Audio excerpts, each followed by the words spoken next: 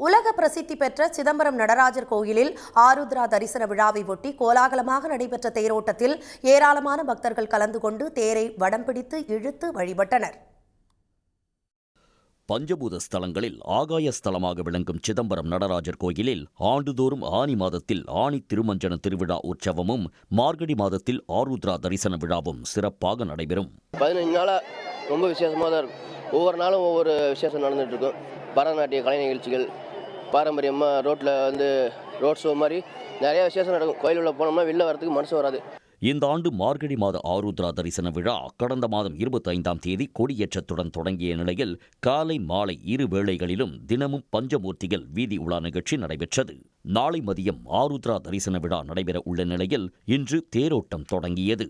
நடராஜர், சிவகாம சுந்தரி, விநாயகர், முருகர், சண்டிகேஸ்வரர் ஆகிய சாமிகள் அலங்கரிக்கப்பட்ட தனித்தனி தேர்களில் வைக்கப்பட்டு 4 மாட வீதிகளில் உலா வந்தது.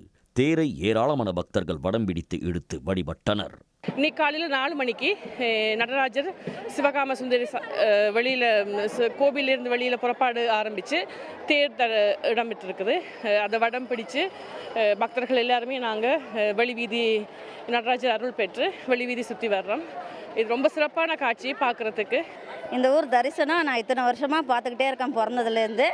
இன்னமும் நாங்கள் கல்யாணம் பண்ணிட்டு போனாலும் இன்னமும் இங்கே வந்து பார்க்குறேன். நான் இன்னும் இருக்க கொஞ்சம் அதிகமாக விவரமாக தான் போகுதே தவிர அது இன்னும் குறையவே இல்லை. மக்களும் இன்னும் அதிகமாக வந்துக்கிட்டே இருக்காங்க. அது நடராஜரோட அருமன் தான் சொல்லலாம். வாத்தியங்களை இசைத்தபடி சிவ நடனம் ஆடியும் சிறுமிகள் மற்றும் சிறுவர்கள் சிலம்பாட்டம் ஆடியும் தேருக்கு முன்பு சென்றனர். மேலும் தேரோடும் வீதிகளில் சிறுமிகள் பரதநாட்டியம் ஆடினர்.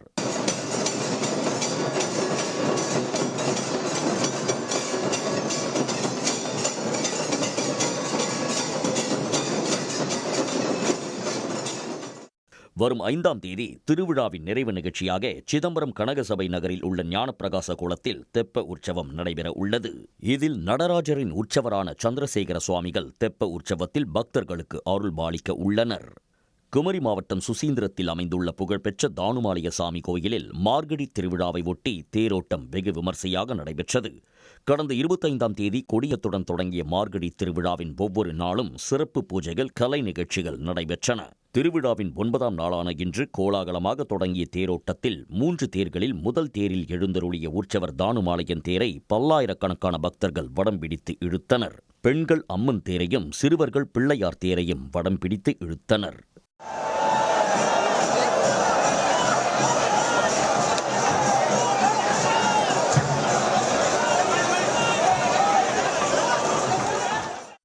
இதனிடையே ராமநாதபுரம் மாவட்டம் உத்தரகோசமங்கை மங்களநாதசாமி கோயிலில் ஆருத்ரா தரிசனத்தை முன்னிட்டு பச்சை மரகத நடராஜர் பெருமானுக்கு சந்தன காப்பு கலைப்பு நிகழ்ச்சி நடைபெற்றது.